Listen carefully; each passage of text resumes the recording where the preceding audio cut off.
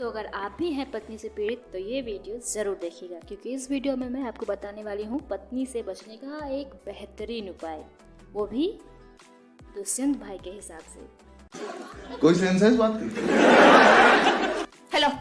हाँ कहाँ पर हो? घर पर हूँ। मिक्सी चलाओ। हेलो। हाँ कहाँ पर हो? यार घर पर हूँ यार, तुम वहाँ मैं के गई हूँ, वहाँ मजे करो, मेरे पे क्यों शक कर रही हो? मिक्सी चलाओ। रुको रुको रुको रुको, ऐसी कौन सी मिक्सी है भाई आपके पास जो बिना इलेक्ट्रिसिटी की चलती है? अगर है तो प्लीज़ मेरे पास भी दे दो, क्योंकि मेरे घर में बिजली का बिल बहुत ज़्यादा लगता है।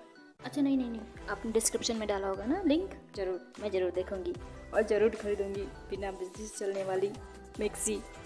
बहुत तेज हो रहा है। और हाँ, मेरे वीडियो को देखने वाले दर्शकों से ये अनुरोध है कि कृपया ये वीडियो देखते देखते मेरे चैनल को सब्सक्राइब कर दिया करिए।